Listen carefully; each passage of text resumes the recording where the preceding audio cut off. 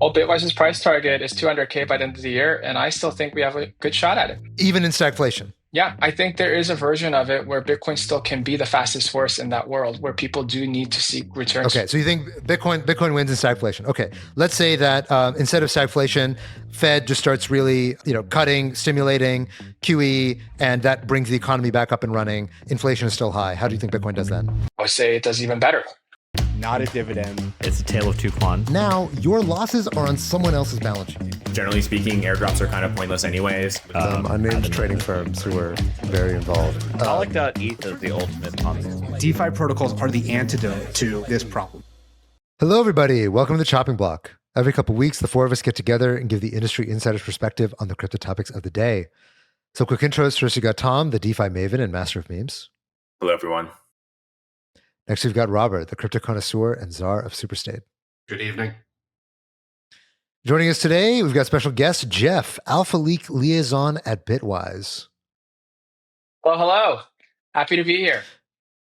And I am Hasib, the head hype man at Dragonfly. We're early stage investors in crypto, but I want to caveat that nothing we say here is investment advice, legal advice, or even life advice. Please see choppingblock.xyz for more disclosures. So guys, it has been, once again, another historic week. And this time, it's not just a historic week for crypto, it's been a historic week for markets generally. We've had one of the most volatile periods in markets in basically the last few decades. The only time that we've had this sharp of a sustained drawdown was during COVID.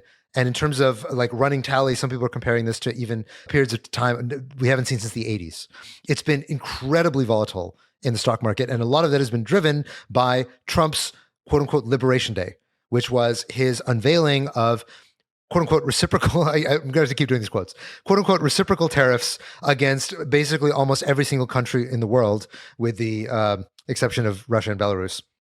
What we've seen now is what's effectively the largest increase in tariffs in US history in a very short period of time, bringing us back to tariff rates that we have not seen since the Smoot-Hawley tariffs, which were, a century ago.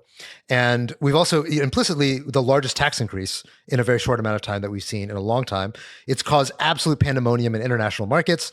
And of course, crypto has been no exception to that. So we want to bring in Jeff. Jeff, you're at Bitwise, asset manager, and you also have a lot of knowledge that you're bringing to macro. Help contextualize this for us. We'll talk a little bit about kind of the overall geopolitical story, but obviously, a lot of people have been telling us, please don't be the 1000th show talking about tariffs and what you think about tariff policy. Let's talk about how this impacts crypto. What happened in crypto markets, and why should we expect this to be so impactful in crypto when crypto obviously is not getting tariffed? We're not getting imported or exported. So why does crypto markets care about what's happening with respect to tariffs? Yeah, absolutely. And Hasib, if it takes a $10 trillion wipeout for me to be a part of my favorite podcast show ever on crypto, I will say that is a price I am happy to pay for. So thank you for having me. I hope that's not the pretense that we have to bring you back on the show again, but great to have you. But the upside will be that I hope I'm able to at least mark the bottom in ways that we can relive this episode for years to come. All to say, no doubt, crypto and Bitcoin has been at the center of all investors' mindsets, and the role of Bitcoin and crypto in particular continues to change as it fits into the investment portfolio's mandate. The reality is, ever since the ETF launched, the ability to have mainstream investors leverage Bitcoin as a global asset in the ways that it can serve a function in a portfolio build-out has become, I think, more stronger than historically it ever has, which is why you're seeing more correlation to the risk on and risk off sentiment in general. In particular, my view is that in many ways, because the store of value construct is so powerful for Bitcoin as it is for gold, the number one feature in which how investors express some risk preference between those two narratives on the store of value is the defining feature of volatility. And so in general, you will have seen older people prefer gold, and you would have seen younger prefer Bitcoin. But part of the reason why young people prefer Bitcoin, make no mistake, is the volatility. And so if you believe that is one of the foundational inputs of how people drive value in Bitcoin, the other side of that argument is that if other non-Bitcoin related macro assets become more volatile, then the opportunity cost to actually hold Bitcoin goes up as well, because now you're competing for the attention of volatility with non-traditional assets traditional assets in ways that has intercepted the Bitcoin mania through the ETF wrapper for institutional investors. And so my view has been that Bitcoin is generally the best horse for a risk on trade, but the timing does matter in the path dependency of how other assets behave. And no doubt with what you've seen in the MOVE index and the VIX index, frankly, there's a lot of people who are thinking about the discount to equity. They think they might catch on Tesla being half off or Nvidia half off, where they're going to sell Bitcoin potentially to make that pairwise trade. And I think some of that noise is essentially what you're experiencing over the past few months. I mean, so what we've seen is that obviously markets have sold off over the last several days. I mean, look, if you're counting Thursday and Friday, which was the market trading period after Liberation Day, tariffs were announced, you saw each of those days markets were down, 4 to 5%, and then on Monday, as of Tuesday close, they're down another 2%. So roughly speaking, we're down almost 16, 17% from the market high for the year. And depending on what index you watch, it's even worse for others. And so far, Bitcoin has not really been operating as a safe haven. It's really trading pretty closely in line with what we're seeing from other major indexes. The story for the stock market has been that actually retail has been stepping in to buy while institutions have been dumping, right? So if you look at institutions and hedge funds, they've been mostly driving a lot of the outflows. And I think JP Morgan reported that Thursday and Friday were the largest days of retail buying in basically like the last decade or a couple decades or something like that. Crazy record amounts of retail buying. So retail's buying the dip, whether that's MAGA retail or whether that's just retail saying, oh, finally I get a chance to, this market only goes up and so finally I get a chance to buy. It's unclear what that story is. Is that also the story for crypto? Is it that, well, crypto is this retail market? Yeah, there are institutions in crypto, but still retail is the kind of predominant holder. Even of the ETF complex, retail is the predominant holder. So given that crypto is retail heavy, is that why Bitcoin is holding up as well as it is? Would it be doing worse if it was more of an institutional asset? I think Bitcoin has always shown an ability to be leading indicator for the channel of global liquidity as a proxy for its expansion. And for the most part, I would say that's still generically true, that the thing that tends to drive energy to Bitcoin is the anticipation of the global liquidity factors that people have expectations for. I will say at some level, the calibration of that lead-lag relationship has changed a little bit, where the twitch speed might be a little bit faster with institutional capital now than it would have been with retail capital 2 years ago. But I think that is still today the most important thing. The unique challenge with Bitcoin is that it's actually a complex story as to what that asset represents to the end investor and the outcomes they're trying to achieve. And one of the ways I framed this discussion with institutional investors is there's two versions of Bitcoin. There's what I call like the positive row Bitcoin, and then there's the negative row Bitcoin. Row is a Greek used as a sensitivity to the price of an option relative to interest rate. And what I'm conveying here is that there are some people who believe that depending on interest rates, whether it's inflationary or deflationary, that Bitcoin might behave in a certain way, right? So the negative row Bitcoin is the one that I would describe where interest rate going down is generally good for Bitcoin because financial repression will continue forever and there's going to be inflationary dynamics to it, which Bitcoin will emerge as a store of value, and hence positive row, negative row Bitcoin wins, right? But the other side of this is the positive row Bitcoin, which is actually the world is falling apart and it's actually becoming incredibly deflationary and things are really horrible. And now we're kind of in this like short humanity situation. And again, Bitcoin emerges as the savior. And it is the thing that people want when the world is falling apart. And hence, that positive row Bitcoin is actually the thing that drives market sentiment.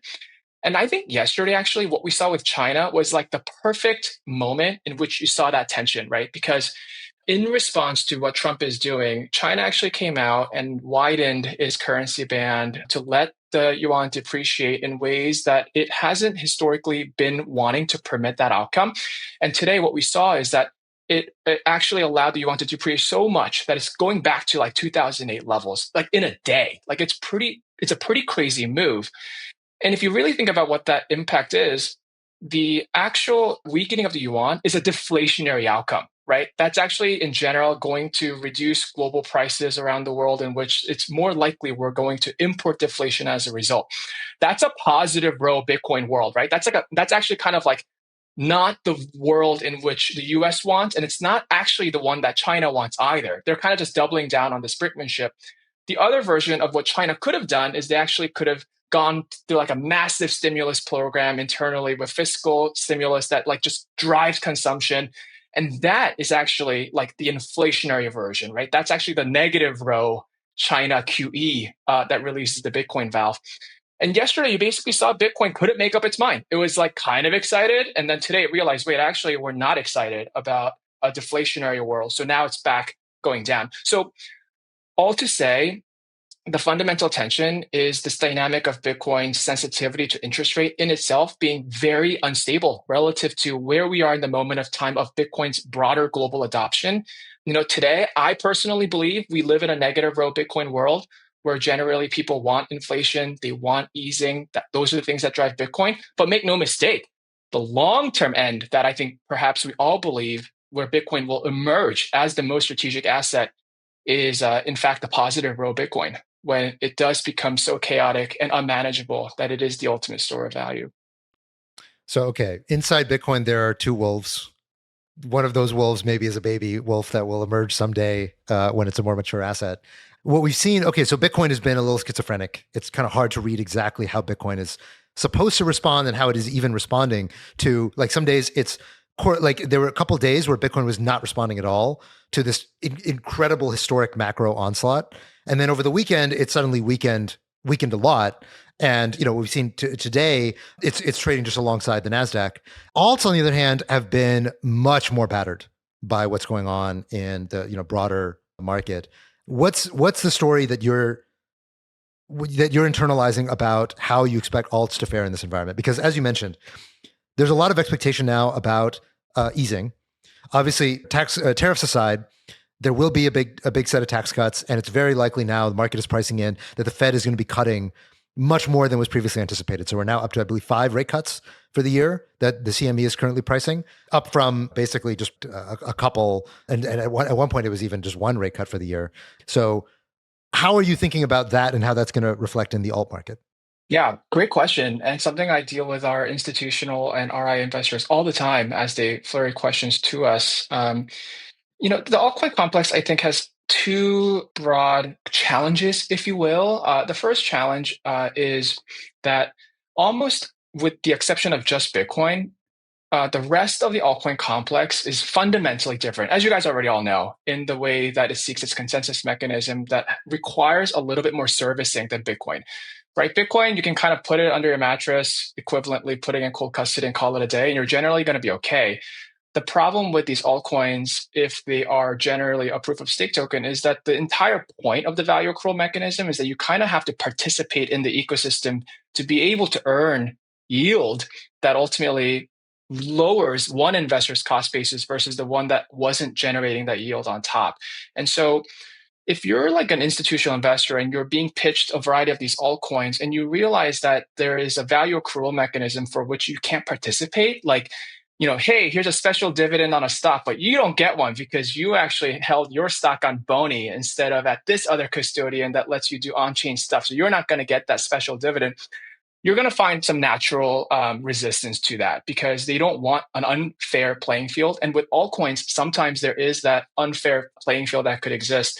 The second dynamic is a lot of investors, in my opinion, looked at altcoins as a way to play leverage. So they were really excited by Bitcoin volatility, and they thought altcoins would give you more bang for your buck in a capital efficient way to trade more leverage, trade more volatility.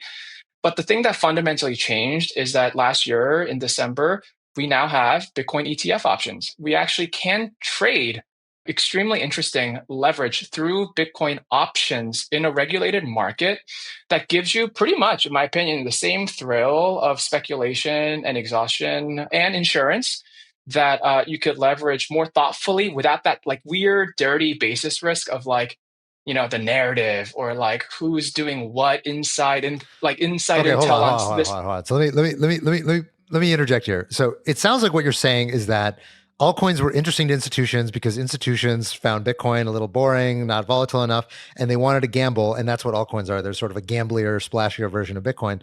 Now you can trade Bitcoin options, ETF options on the CME. And so the institutions are like, oh, I don't want to gamble on these altcoins now. I'd rather gamble on Bitcoin options. I think that's why you see the rise of MicroStrategy, for example, because MicroStrategy to me represents kind of the altcoin of TradFi, which is essentially that it's kind of like crypto and Bitcoin. Okay. But it's got a little... not heard this theory before. Okay. Well, here you go. My theory on this is that MicroStrategy is kind of that extra hot sauce, right? It's actually more volatile than Bitcoin, right? So today, Bitcoin implied vol is sitting around 45, 50, 55, maybe on the high end. And MicroStrategy is trading at the low end right now of 100, where on the high end, it goes as high as 200. So actually, like MicroStrategy is the most exciting altcoin-like exposure for TradFi investors to experience the thrill, rather than having to trade altcoins that they don't understand the basis risk on the Bitcoin spread. And then on top of that, right, MicroStrategy is involved in a variety of financial engineering where they're able to create leverage in the capital structure. As you know, they issued convertible bonds. They issued different structures of preferred equity, both profoundly interesting, and equity. And this is essentially like a variety of risk preference that investors can now choose. It's kind of like which altcoin exposure of like risk preference do you want of the Bitcoin buffet?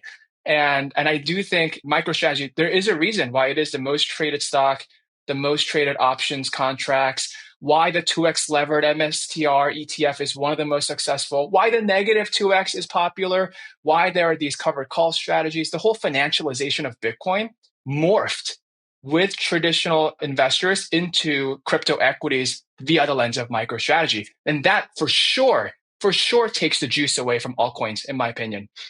I have a little, I have trouble buying the story. I think maybe for the MicroStrategy derivative weird structures, yeah, possibly. But if you look at the ETF complex, if you think, okay, that's how institutional investors were getting exposure to altcoins, like there's only Ethereum, and the Ethereum altcoin complex, the Ethereum ETF complex has only ever been like, what is it, like less than 10 billion? So it's not big. It's not, and that's all the altcoin exposure that there is in ETFs, period. And so altcoins, my mental model of altcoins is that overwhelmingly they're owned by retail. They're not really an institutional asset class. And so any story that you would have to use to explain what's going on in the altcoin world has to start with retail.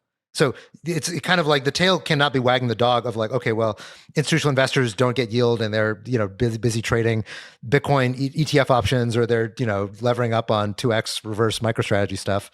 Like that maybe they're doing that, but that's not why alts are bleeding.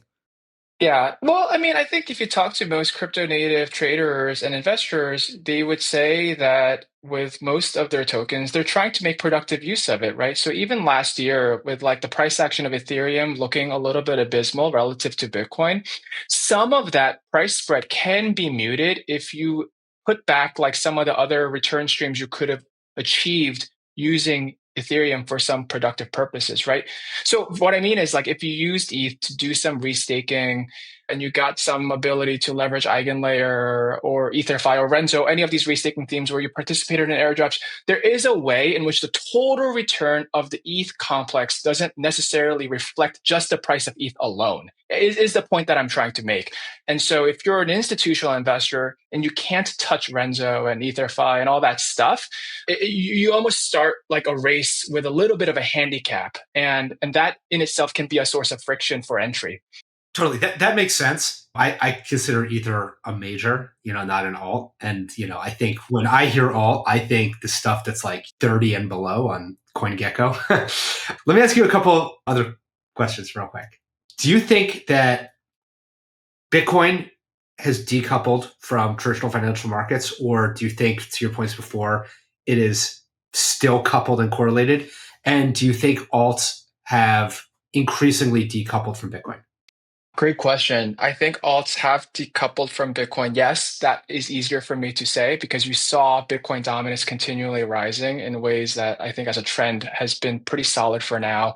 And then, it's also unfair to call altcoins as like one singular thing. Obviously, it's a population with a wide dispersion of outcomes, and the momentary capture around the trading possibilities of those altcoins, I think is meant to be the proper index than like, a top 10 market cap weighted exposure to altcoins where the institution, like the constitution is changing quite a lot dynamically. That being said, with Bitcoin in particular, has it decoupled with like traditional assets? I really hope that in the end, when we do get to experience relief in the ways we expect there to be some fiscal dominance to continue with some programs by the Treasury, that Bitcoin will emerge as an asset that will look a little bit different in the terminal path that it is on. Because one of the things I feel like I deal with at times with investors is like they'll pick like a correlation window and show like, oh, look at the correlation to the dollar and look at the correlation to rates and see how correlated it is. But correlation is only like a moving average of a particular relationship that is like a moving window. And the moving window doesn't naturally capture the terminal difference in states. So like it's entirely possible for like Bitcoin to end up a lot higher and actually have those correlations like still kind of intact or varied throughout it, where it all actually kind of becomes irrelevant. And that's kind of my hope. And the fact of the matter is, at this point today, I do think it is very correlated to risk sentiment, and the risk sentiment most closely being aligned to there needing to be more stimulus. And I mean like real stimulus, not just kind of like, having interest rate managed lower and finding like a normal path of growth. We need like real injection of creative like printing.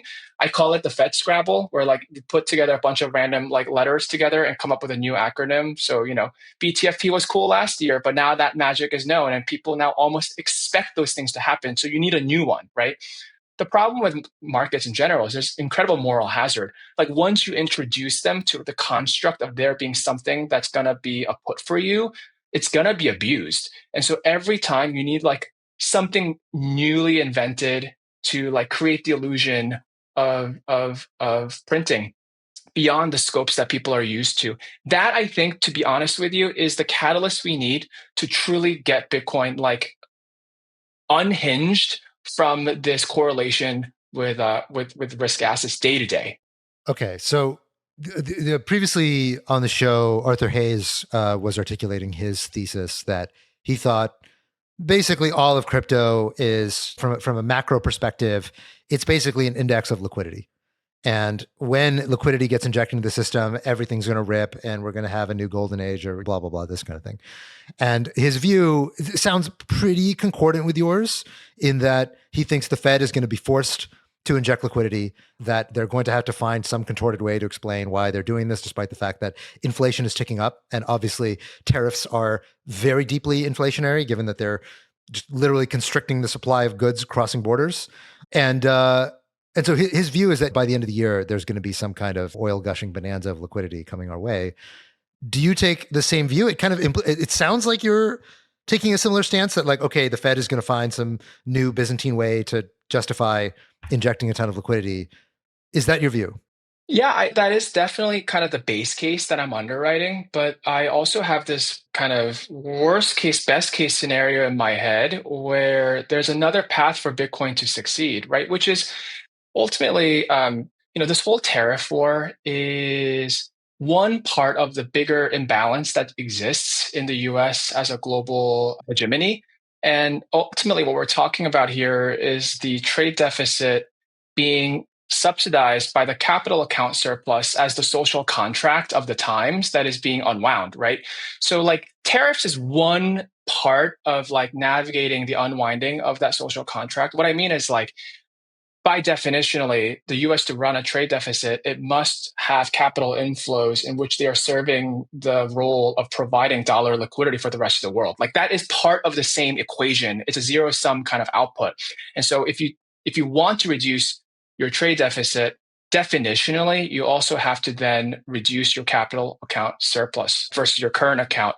And that has really, really, really big implications. One of those implications, if Trump really follows through with this thing that nobody is actually hoping he would, means that there must be dollars leaving this country, right? That is the goal. And that's actually how you reduce the trade deficit. if dollars leave this country and American assets, we're talking about a world in which US stocks no longer play the role in the ways that it used to serve as a store of value for a lot of investors across the world. So that really is like a kind of underwriting that even like the Benjamin Grahams of the world did not write their books for, right? Because this whole idea of like this kind of cash flow based on like growth and the ability to have a perpetual discount rate to bring present value to stocks implies like a certain interest rate that is meant to like permit that outcome. But if you actually think interest rate is going to be high and you think there's actually going to be outflow, you have to imagine that it's possible the US stock market peaks, right? Just like it actually peaked in Japan, you have to imagine there's a possibility that Tesla being off 50% today is not actually a sale. This is the renormalization of what it means to unwind the social contract of the dollar hegemony and valuations compress. In that world, I also agree with Arthur Hayes, which is that there will always still be liquidity in need of chasing an asset. And in that world, I can also imagine where people say, hey, let's actually just go into Bitcoin and crypto because US equities is no longer going to be delivering the things that we were used to for now over 30 years in the ways that it exerted dominance. So there is this weird, like very bearish version of this world as well, where it is actually totally deflationary and Bitcoin can still emerge on top because there is global liquidity chasing an asset for which they must store value for growth. And you would also all hear, no, generation and secularly, right? Young people really like crypto. Like that is an unstoppable trend in the ways that people want to store their wealth in Bitcoin versus almost anything else. So if I can reframe the story you just told, right now, global wealth chases the US stock market. And everywhere in the world, despite the fact that it's kind of weird ex ante, that a country that is relatively low growth is getting all of the world's savings. In a world where we're trying to fix that trade imbalance and we're trying to, instead of having dollars come in, we're instead reversing that direction, then there still needs to be somewhere where people are going to YOLO and send all their money and try to chase gains. And instead of that global thing being the US stock market, that global thing might be crypto. Yeah. And in that world, I actually think is that positive row Bitcoin, where we can at least at that point start even contemplating the idea of like a strategic Bitcoin reserve, right? Because all of the evolution of Bitcoin on the path in which it could serve that role requires a reset of that social contract of the dollar hegemony. Okay. I think let me ask more pointed questions, okay? Because right now we're obviously a lot of fog of war. Nobody knows how this tariff situation is going to play out, and markets are whipsawing because wait, Hasib, you don't know? Is there? I don't know. Do you know? yeah. Okay, got it. Well, Jeff, you had a post about 2 months ago, Plaza Accord 2.0, talking about this exact phenomenon, basically like using tariffs to reset the dollar, lower rates.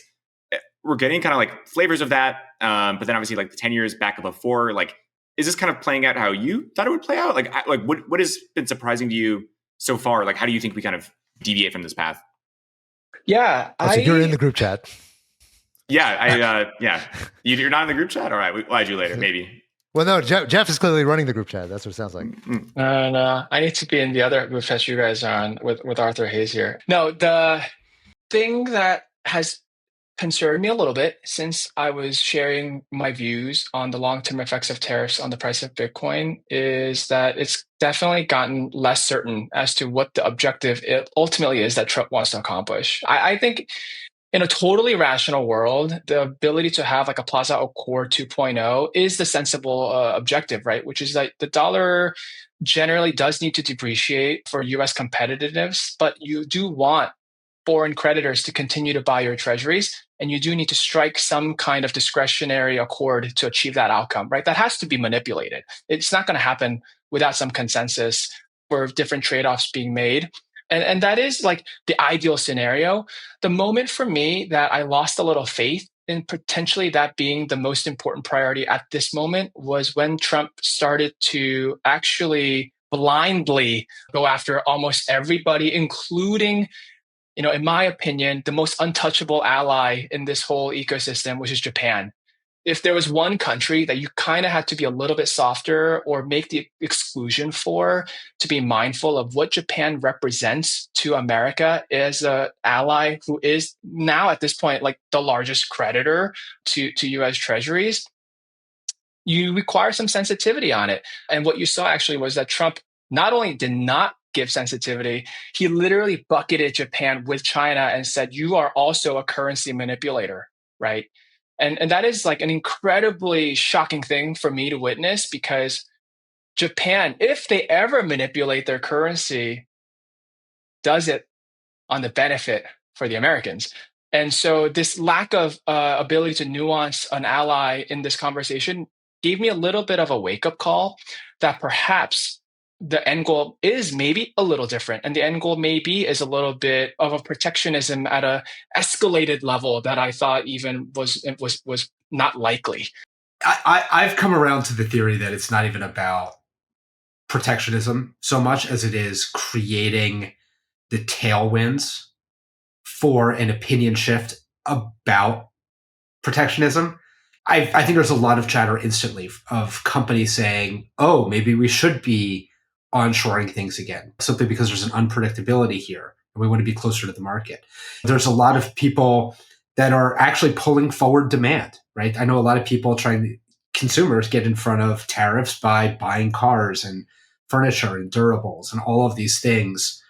And I think yes, the administration wants to see manufacturing jobs return. And there's a lot of memes about that. And there's a lot of jokes about that as well, because, we're not probably going to be manufacturing sweaters and socks and Nike shoes here that much. Speak for yourself. I'm getting to work after the show. All right, Steve, hit the factory. I didn't get a head start on my handiwork. You look pretty good in that AI video, Robert. I think you should consider, That's true. Putting toys in a box. Nails, the tiny little nails, the little screws. Yeah. And I don't think realistically there's the expectation that we're going to be bringing, low-end manufacturing back to America. I think if anything, it's for a couple extremely targeted industries like semiconductors and chips and things that are strategically important. But we didn't put tariffs on semiconductors. I know. Because, that's a sensitive the one part of this policy that would potentially make a lot of sense geostrategically was excluded from tariffs. Totally. But we can't shock the system that hard. Can you imagine if we put tariffs on that too? to accomplish strategic goals of bringing... Yeah, okay. Yeah, we can't do that. But I do think there is a piece that's being not talked about enough, which is, I think, the geopolitical, strategic element to this. Beyond trade itself, it's, in my opinion, attempting to shift the balance of manufacturing out of China and into countries that we're more closely allied with. That is absolutely not true. We've been trying to do that to get people to go build in Vietnam and to go get people to build in Malaysia and Mexico. And then we slapped them with higher tariffs than we did on China. But we're going to find deals with them, and we're going to find amicable resolutions with those countries. We're probably not going to find it with China. The rhetoric and the escalation with China, it's a very different situation. And so I think an end state is going to be, we might have significant tariffs with China and not our allied countries. And if you're a business located in China, your first thought is I need to uproot and go to Vietnam or go to Japan or go to one of these other countries that are more closely aligned with the US. Yeah, I agree with you, Rob, that this is the path we have to imagine at some level as Americans too, because that is kind of the most efficient and optimal outcome. At the same time, it would be wrong for us to all assume there is no path dependency in how you achieve that outcome. That could be net negative too, right? So for example, I think yesterday the White House communicated Japan will have priority track, right, as a way to engage tariff negotiations. Part of that, I'm sure, was to go back to Japan to give them a little something on what was probably a little bit of a big offense, to give them a strategic advantage as an ally. So they're playing these games, right? But guess what happened actually in the last week and a half? In that period, while Japan was annoyed and the US did not give that priority pass, China actually came out and said that they are now exploring a tri-party relationship on trade with Korea and Japan. And for that announcement to have been made public, to me already implies that some backhand conversation happened in a way that China will get something out of it, right? Because China wouldn't have put itself out there to make a statement like that of the three most unlikely countries, by the way, in Asia that kind of all hate each other, to come forward and say, we're going to set up a new trade alliance. So you don't know, like in the path dependency of what the US is doing, where side deals are being made, that is ultimately like a net negative to the power vacuum that's being created by the US. That's kind of my biggest worry, that there is collateral damage to these things in ways that comes back later, because it is a multilateral world we live in. And we should be thoughtful about that. I mean, I think I wanted to avoid getting into the actual kind of political tit for tat stuff around tariffs. Well, let's bring it to crypto. Yeah. Yeah, look, given that we're here, I guess it's pretty obvious from what everyone's heard from me so far is that I think these tariffs are obviously incredibly misguided, and that there is no coherent strategy, which you can see from the fact that, yeah, we exempted semiconductors, which are the most militarily and geopolitically important thing that you could consider reshoring. We put our allies, many of them have higher tariffs than our stated enemies. Russia and Belarus are the only countries excluded from the list, such that we presumably have the door to have free trade with Russia and Belarus. And China itself is taking advantage of all this by being an incredibly stable partner that is now increasingly committing themselves to free trade and being a more stable trading partner to more and more countries around the world. So I think Trump's instincts around negotiating and politics clearly are oriented around power and not around alliances and diplomacy. And there are times when that is tactical. I think peacetime, where everything's going great, where you have historically low unemployment, where you're making money hand over fist, you're on the cusp of a technological revolution with AI and crypto, is not the time to suddenly start picking fights and making everyone your enemy. No, this is true. And the thing that I'm concerned with a little bit is that if we have the world reassessing the role of the dollar and the US global financial system that is created, it is true that there are all alternative models that are out there. And one of the ways I like to have this conversation is reminding about the impossible trinity, which a lot of Econ 101 students may be familiar with. But it's this idea that in the way that we have floating currency post Bretton Woods, there's actually a impossible trinity where you can only have two of the three things to run the monetary system that you want, right? The three things are you must have open capital border to flow. You have to have an independent central bank that can set your own monetary policies. And the third thing is the FX has to be floating, right? And in other words, if you take away one of these things, the other thing has to give. So for example, the US chose that they want open capital borders, they want the Fed, but because to do that, they need to let the dollar float. Whereas China has done something different, which is that they're actually not going to have open borders and they are going to have PBOC. So they can fix the FX and it is therefore closed and they can manipulate that. Euro has actually done the other version where they do have open capital borders. The euro obviously floats, but there is no real sovereign central bank that is dictating policies in the ways that it rolls up to the greater entity of the euro trade area, right? It's not like each of these countries are represented to set their own domestic agendas.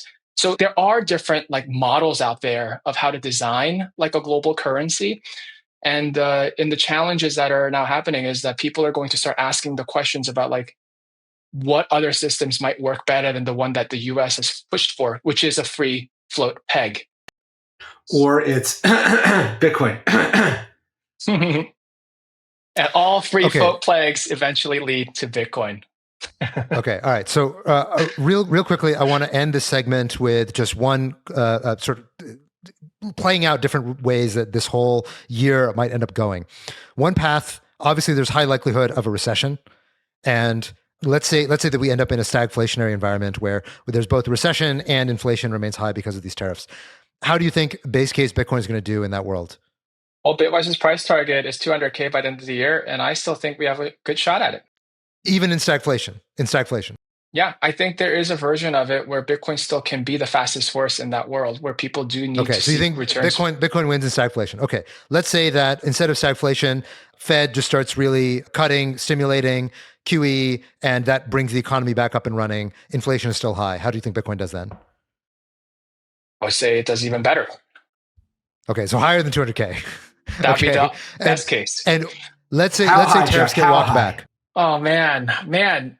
You don't know. I mean, these things can go in ways that it is actually just a moment of time as a reflection, as a flow asset. I honestly think nobody knows where these things can go. It's a commodity, right? Like Well, we brought it's you on ultimately. because we thought you knew.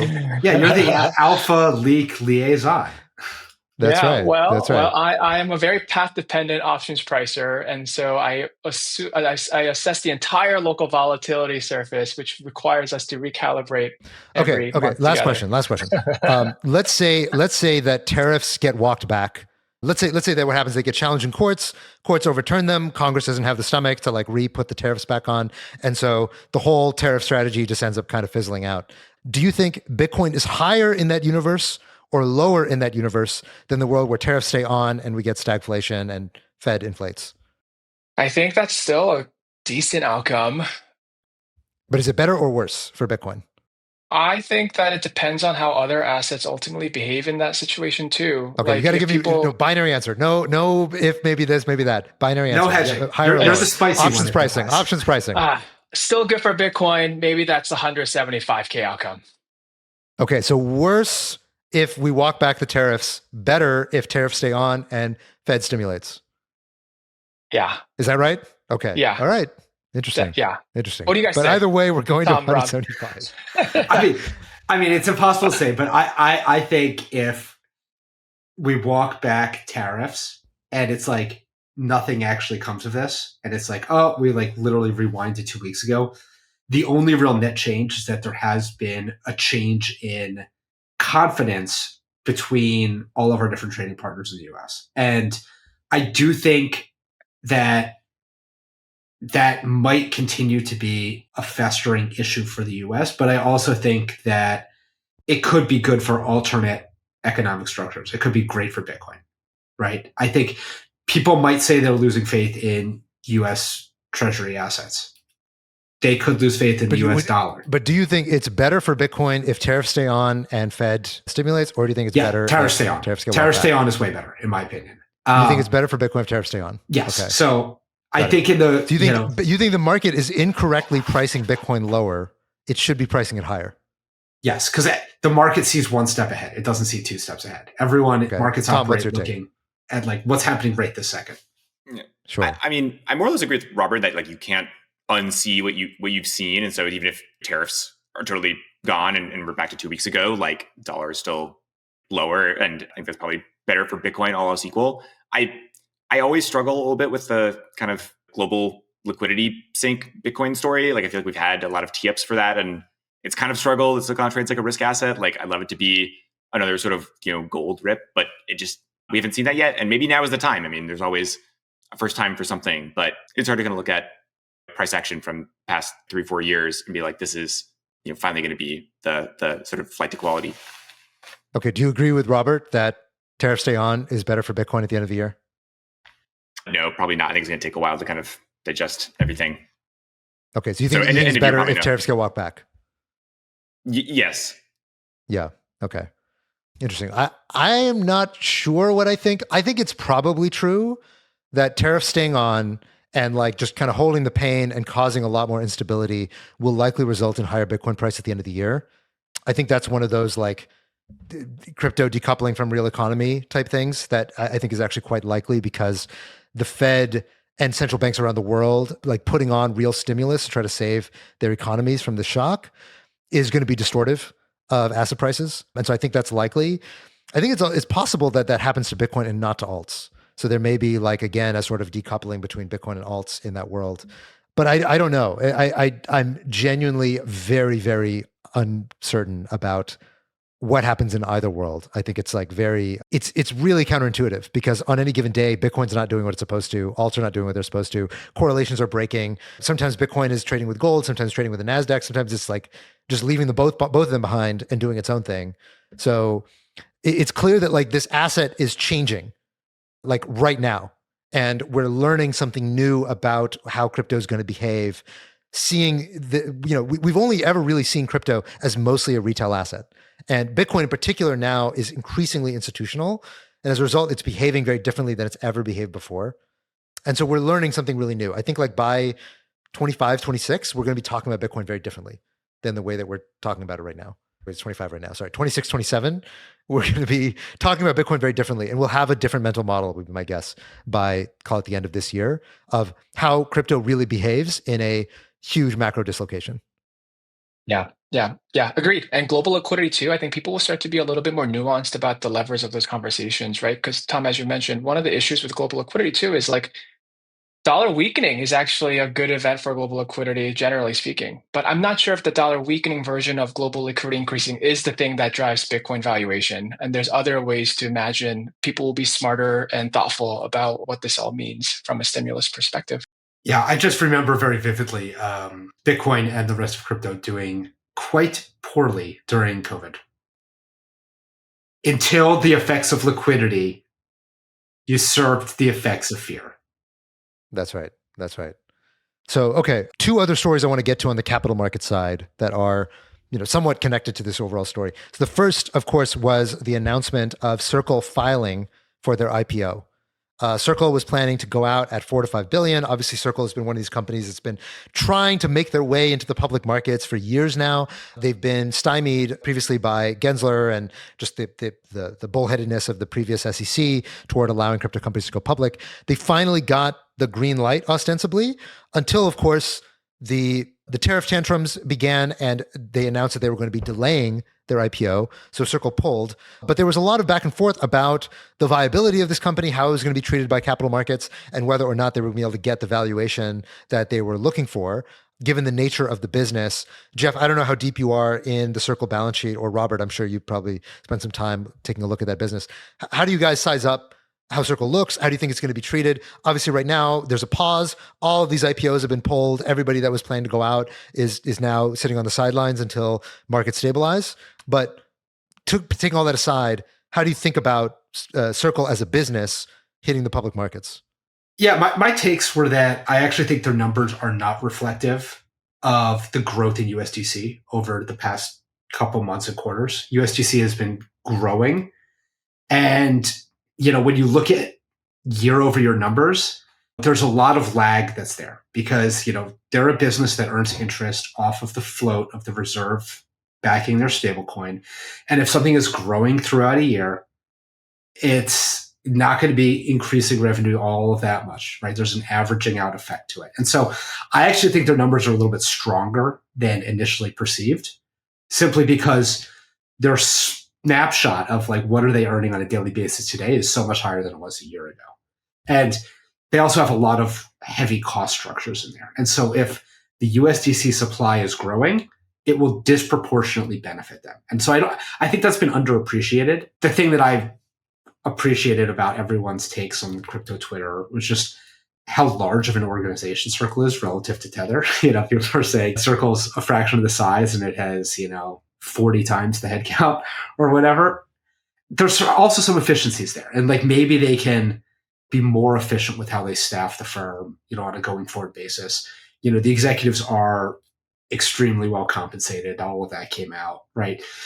It might not be the tightest run ship right now. And that might be a product of the fact that they're in the good times. They have 4% plus that they're earning on tens of billions of dollars without too much effort. And so there might be good time syndrome, but if the good times get even better, their business is going to take off. And if it gets worse, they'll have to make some difficult decisions.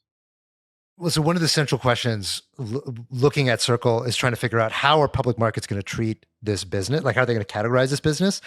Is this an asset management business or is this a tech business? And depending on which you think it is, you're going to assign a very different multiple. Robert, what's your take of how you think public markets will perceive Circle when it goes live? Yeah, I think it's an asset management business simply because they're earning a whopping, we'll call it 4% and a little bit of change on every dollar. I mean, they have to split some with Coinbase, blah, blah, blah. But they're earning 4%. So 4% of a lot with Coinbase. Yeah, a lot. Most some might say that might be a better. But it's an asset management. They earn a massive fee on AUM behind the stablecoin, and so it doesn't matter what bells and whistles they roll out for developers. Like none of that's really going to change revenue. The driver of their revenue and of their margin and all of that is just going to be how many USDC are issued, and what is the Fed target rate. That's it. That's the whole business. Yeah. Yeah. Yeah. To that point, Robert, I would almost argue likewise that it is an asset management construct, but it might be an inverse asset management multiple. What I mean by that is actually this could be the scenario in which, as an asset management business, it is wildly profitable where rates are high as an alternatives asset manager, right? To your point, it's long rates. And actually, like most of the Blackstone types of the world that are publicly traded benefit with lower rates. And so it's actually got like a different relationship to the duration component of the asset management business that I think has some profound implications. One might even say that a Bitcoin portfolio paired with Circle as like a rates hedge could be a useful utility in that Sounds like purpose. something Bitwise could sell. But just double clicking too on like the revenue split with Coinbase, I feel like for me that was the most like alerted thing I was surprised and shocked to kind of focus on, right? Because at the end of the day, the multiples come down to the ability to have a strategic moat that is defensible, and it does make you wonder like how defensible the moat of the business can be if the take rate on being a distributor partner can be so high in the way that Coinbase, is obviously taking half of it. And that kind of, I think for me at least, made you think a little bit about like the defensibility of the moat, or whether it's really not a tech play at all and it's actually a distribution play. And if it's a distribution play, then that's very different than the underwriting that you would put towards that multiple. We'll see.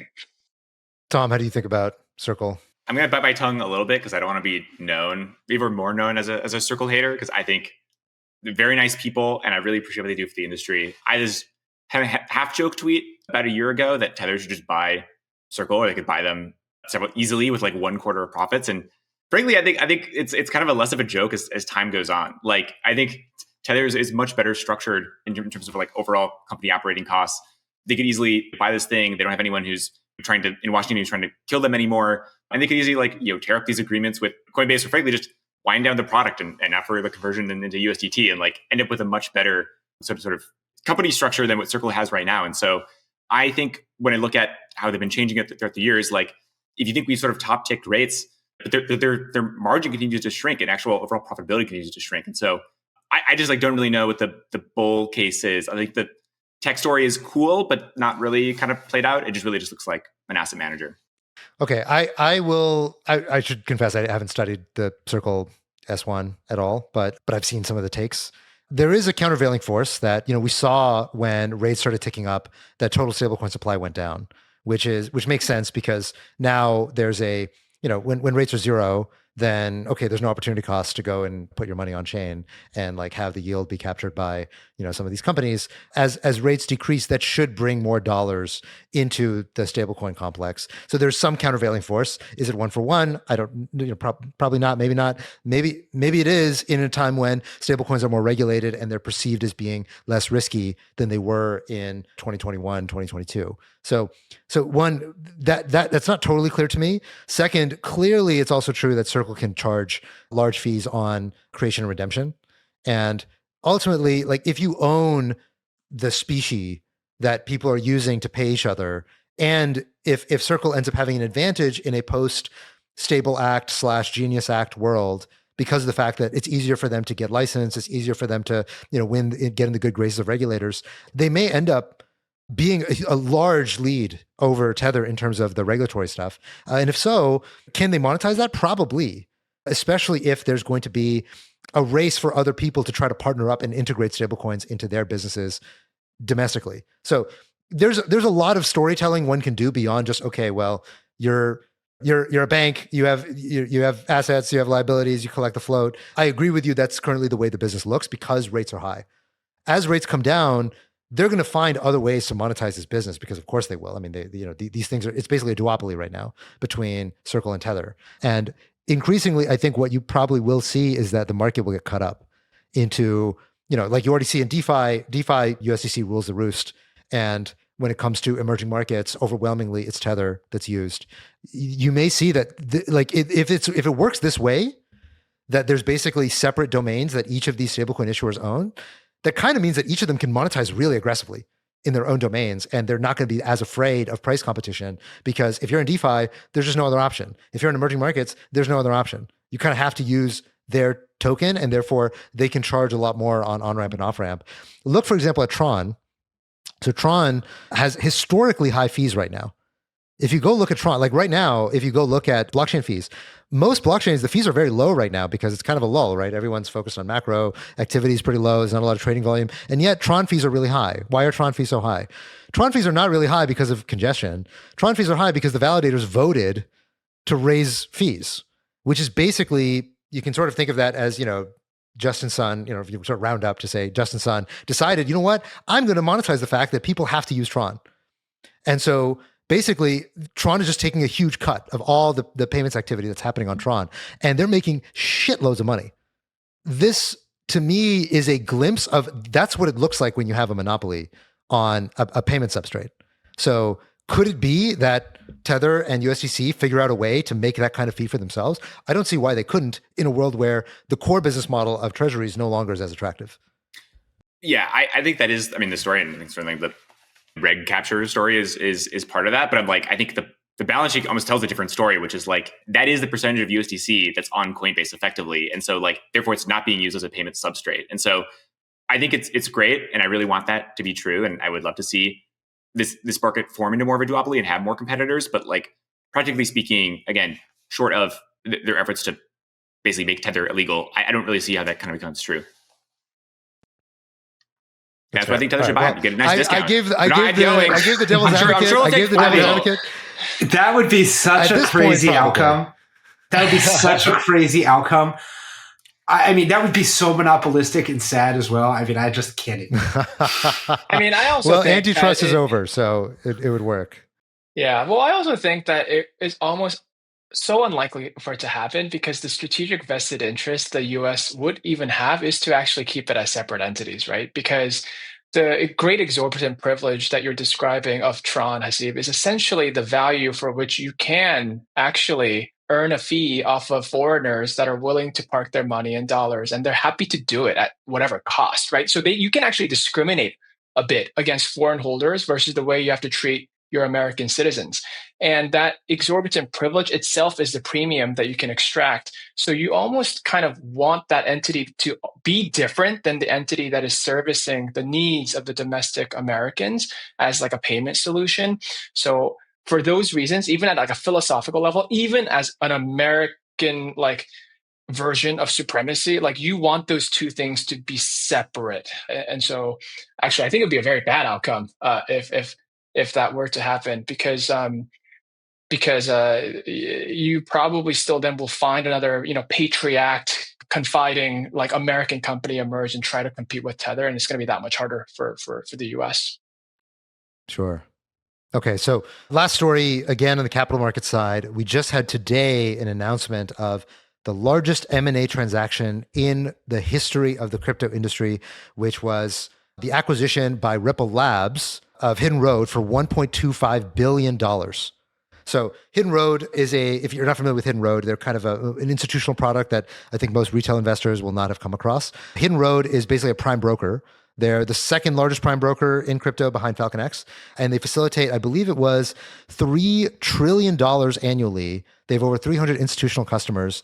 So it was really, a lot of times when you see these M&A transactions, the headline number is kind of a mishmash of a bunch of different things, or it's like earnouts and all this other stuff that's kind of a convoluted structure that gets rounded up to a big headline number. But this was unequivocally biggest M&A, very, very large transaction that I think for Ripple is very strategic for them trying to, one, use their balance sheet more effectively, because obviously they have a huge amount of cash that they're sitting on. And second, also to increase the expansion of RLUSD, which is Ripple's new stablecoin that they're trying to internationalize. So very interesting M&A. So we're actually investors in this company. So now we're investors in Ripple Labs. So congratulations. We know the Hidden Road team pretty well. Thank you. But it's I think for the industry, it's kind of an interesting moment, especially given the backdrop of what's going on macro-wise and like all the instability that's been happening in markets. Markets are down across the board. It's a bad look for most things in the crypto industry being down so much this year. And yet there's this countervailing force of stablecoins growing, institutions coming into the space, the ETF complex looking really strong. So just want to get quick reflections from everybody around the horn here. Robert, what did you think when you saw the story about this huge transaction? Yeah, well, small disclosure, Superstate, that I'm the CEO of, we are a client of Hidden Road and we use them for trade execution. I think they're a great team and a great product. When I saw it, it was kind of like a little bit of a there were some rumors going around that Falcon X was looking to acquire them. I could have also seen them going to a Coinbase or some other exchange. So to see that Ripple was the acquirer was a little bit eyebrow raising when I first read it. I think it makes sense for Ripple. It's not that expensive for how much market share Hidden Road has. And if it even vaguely increases use of the XRP ledger, I think that they can sell that narrative to the public and sell enough XRP to finance the whole thing.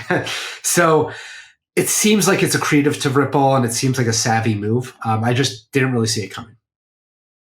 Yeah, I think I share the same sentiment. I was a little surprised, maybe also not surprised in the sense that there has been this overwhelming trend of consolidation of crypto services merging with traditional financial services and offering that kind of multi-asset solution may be the worthwhile end game. I think the thing that surprised me a little bit was for me, and I've always associated Hidden Road as a little bit of like a down payment Citadel made into the chance to think about crypto as a foray. And I would have thought two outcomes of this means either Citadel would have found it to be a worthwhile thing to take upon themselves in this regulatory clarity, or two, they would continue to fund it as an outsourced business. They actually still want to have a strategic stake for it, but not touch yet. And for me, then it confirms what I think I always knew, which was that it's almost much easier for traditional companies to go into crypto to offer some of the auxiliary services than vice versa, right? Because I think for me as an outside observer, what I've noticed with Hidden Road is they've tried to branch into more things that are not crypto at all, right? They have crypto, sure, but they're also trying to offer a full suite of multi-asset solutions where they want to become a fixed income clearing partner or dealer. All the things actually Citadel can do.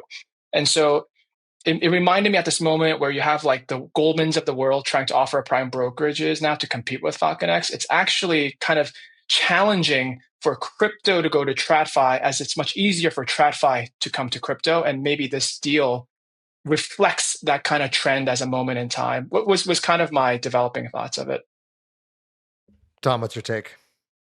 I don't know if I was really surprised given it was a portfolio company, but that's great. Can't believe it. Yeah, incredible. Okay. Love to be a Ripple Labs investor. So yeah, I'd say, from my perspective, I think for most people who are listening to this, the average person probably doesn't even know what a prime broker is. So I think for many people, they hear wow, biggest M&A in crypto, and it's this Byzantine thing that 300 customers use. So there is a little bit of, I think this is kind of the financial plumbing of crypto growing up. And in a way, Hidden Road was kind of a response to FTX as well. A big part of why this thing exists and why it's so important is because more and more institutional traders, especially in a post-FTX world, they don't want to deal with counterparty risk. They want some kind of neutral player sitting between them and the exchange. And that's what Prime Brokers and Hidden Road fundamentally does. There's a lot of other stuff that it does in terms of increasing capital efficiency. But that's kind of one of the main stories. As you mentioned, they were spun out from Citadel, which is a big hedge fund asset manager. And so it really is this kind of intersection / marriage of traditional finance and crypto market structure. So to me, the big story here, all the strategic synergies aside of, okay, yeah, Ripple, clearly you can understand why they see the advantage of distribution with using something having something like Hidden Road in their wheelhouse. That being said, Hidden Road has to be still a neutral party, and it's going to be operating separately in order for it to still be a useful prime broker. And that's one of the reasons why Coinbase can't really have a prime broker, because Coinbase is the exchange, right? So it's not perceived as being neutral. So I think the big thing is that this is vindication that crypto is growing up. This kind of real M&A, M&A of this size, but also this company being this successful, they're both vindications of crypto is growing up, the industry is maturing, and I think for everything in the space, it's a good signal of what's to come. For markets right now, it's really hard to be positive given everything that's going on in the world and given how much markets have given up this year. But at least things like this, I think, are these bright spots that there are forward-looking reasons to be optimistic about what's going on in the space. And I think for long-term capital, there's a lot of people who see that and are willing to make big bets on it. For me, that's the takeaway.